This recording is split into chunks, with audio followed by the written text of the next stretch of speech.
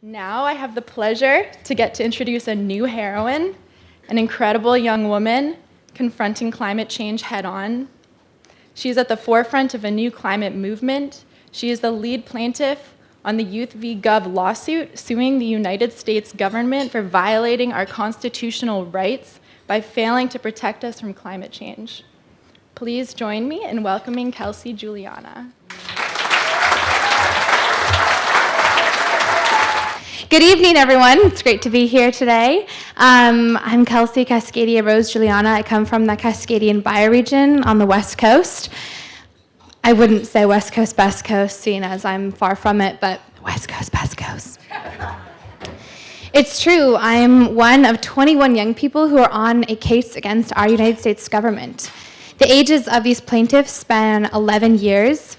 We are 5,000 miles apart in distance and geographic region, but we have one thing that is deeply, deeply rooted and that we all come back to. And that is our belief that we have a right to inherit a future that is capable of sustaining life. We are strong in our understanding of the power of government and who they work for. And as young people, the youngest plaintiff on this lawsuit was 8 years old when he filed this case, Levi, in Southern Florida. We also believe that although we may not have elected these political leaders, these decision makers, although we may not have our say in who is put in office, they should work for us. They should have our interests in mind, and not only our interests, but the interests of future generations. Now this evening, we are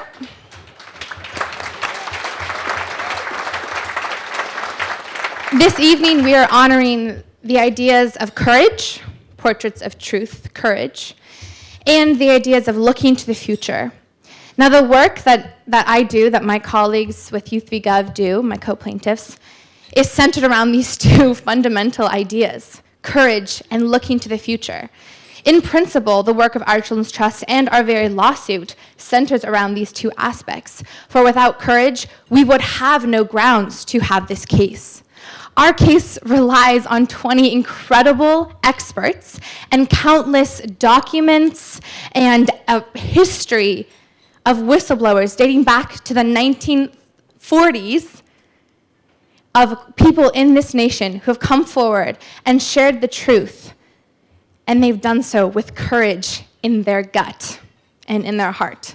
Our case is grounded and rooted in courage. We also demand courage to implement a positive, sustainable future. For without a courageous judge, this case will not come to fruition. We filed cases since 2011 in every state in the United States. My case against the governor of Oregon is the only one that is still pending. And almost all of those cases, they've been dismissed countless times.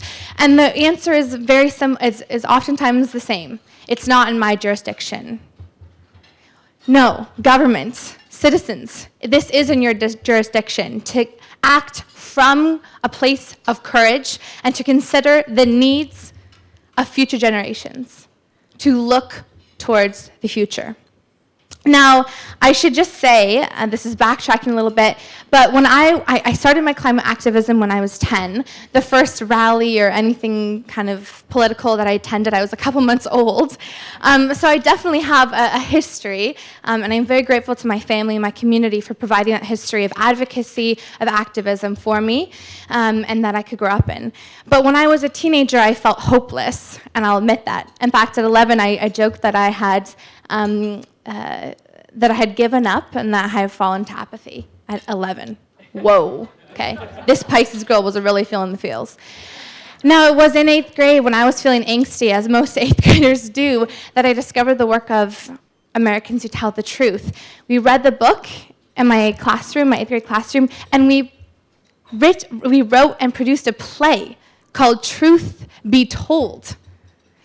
Now, it was when I was in this developmentally angsty and potentially hopeless place that I discovered this work. I'm trying to cry. This incredible body of work. And it was these people, these whistleblowers, these courageous activists, truth tellers.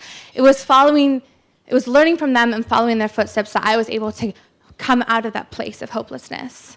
We all need to look to these people and to ourselves to harness that courage, to harness that active hope. Because young people who are filing this case against our federal government, we are doing so undeterred of whatever obstacle comes our way, as they've been coming our way for the past 3 years at every level of court that our government has tried to delay or dismiss this case. But we are not deterred because we are coming forward every day, again, I'll keep saying this, with courage and with active hope. Active hope is necessary in moving our nation forward and moving the globe forward. Because if you are hopeful, I question, who are you hopeful for? Are you actively hopeful? Because then you are proving it through your actions. And I can stand with you, and I can join you, and collectively, we can create the world that we need to see. Whistleblowers equals catalyzers. That's what Government Accountability Project believes, and that's what I believe. And I believe that this case could potentially be a catalyst for the climate justice movement that we are seeing around the world, as hundreds of lawsuits have since taken place in the 3 years that we filed our case around the world, holding governments, institutions accountable for their actions on what they knew when about climate destabilization, the actions they took, and holding them accountable and fixing this climate destabilization process. Thank you.